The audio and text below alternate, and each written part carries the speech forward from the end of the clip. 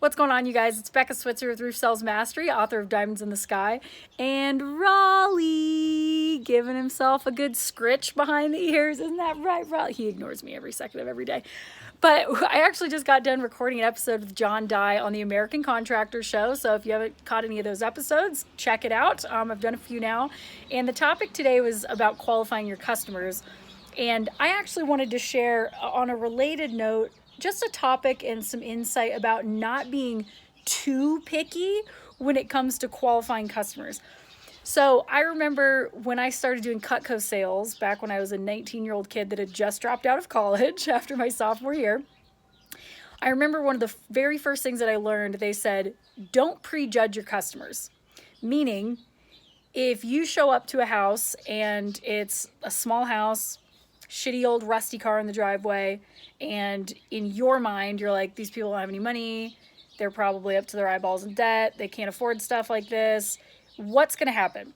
You're probably going to go into the appointment just like, all right, I'm just going to go through the motions, they're not going to buy anyway, and your perception is going to affect your performance, which is going to affect your results, which is all based on your judgment in your head. And I remember so specifically this lesson because my first summer selling Cutco knives, I was doing a contest. They called it push contest. And I remember I pulled up to a house of one of the referrals that I got. It was a double wide trailer. And immediately I remembered when my manager was like, don't prejudge your customers, like let them surprise you.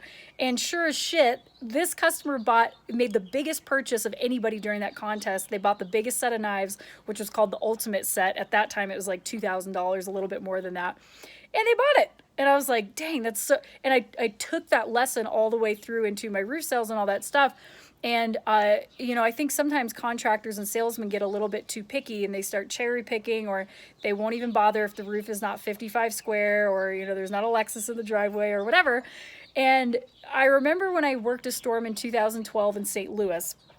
This was a huge storm, and St. Louis has some really nice areas. We were in like the Chesterfield area, and there was a small area of town called Dogtown.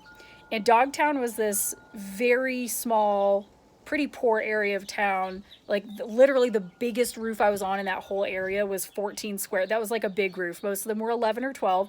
And nobody was working in there. Nobody was working in there. Even people in my own company weren't working in there because they're like, they're not going to be able to pay their deductible, or they're going to keep the insurance check, or the roofs just aren't big enough. And because everyone else had that attitude, I was the only person from any company working in that neighborhood, and I owned that neighborhood. So while the houses might have only been 12 square roofs, I got 80 of those, and nobody else is, with no competition whatsoever. And on top of that, people were overlooking the fact that those houses, almost all of them had aluminum siding. They had metal awnings, right? Lots of window wraps, just a ton of stuff to work. So some of my claims on those tiny little dinky houses were like 30 grand. You can see if you're in the advanced sales and supplement training program, you'll see some case studies where I'm showing you how I supplemented those and took these tiny houses to like $30,000. And so I want to just extend that sentiment to you guys, or that mindset is, don't be too picky. Don't be too judgmental about your customers. Like when it comes to weeding out customers, base it more on like red flags that you're picking up about things they say. Are they big complainers? Are you getting the sense that they're just trying to find a way that they can pocket money on this? Those are the red flags to look out for, not just the small house.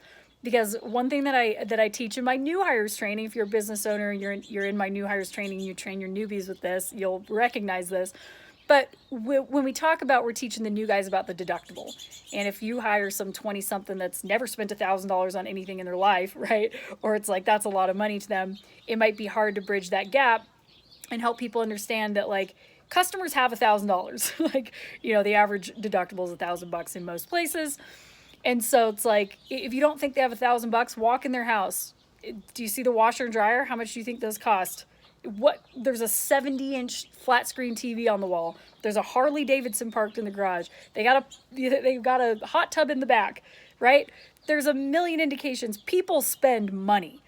It's up to you to present enough value to compel them to spend their money with you, right?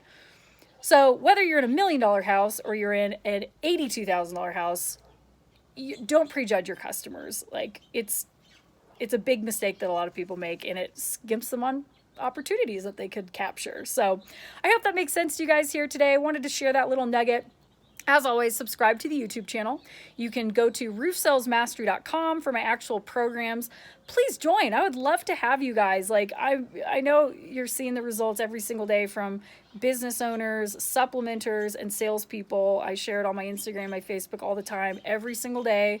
The testimonials pour in where people are like, oh my gosh, like the smallest supplement I've gotten from you is $4,500. Or like I'm on a closing streak. I just closed 5 in a row. Like your sales presentation is bulletproof just as advertised. The reason I do Roof Sales Mastery, you guys, is because I want you to succeed. Genuinely. Like, I genuinely want you guys to be able to make this roof sales pipe dream a reality without having to kill yourself doing it. So join me. Join me. I'd love to have you. roofsalesmastery.com. If you have any specific questions, you can email me, becca@roofsalesmastery.com. I'm happy to send you info. Keep it crunchy out there. We're going to say bye to Raleigh. Mr. Raleigh. Raleigh. Raleigh. Hey, Raleigh. Hey, Raleigh. There we go. Good boy. God, he's cute. He ignores me a lot. He plays hard to get. That's what keeps me interested. It's just a mind game. It works. It works on me. Love you guys. Keep it crunchy. I'll chat with you later. Bye.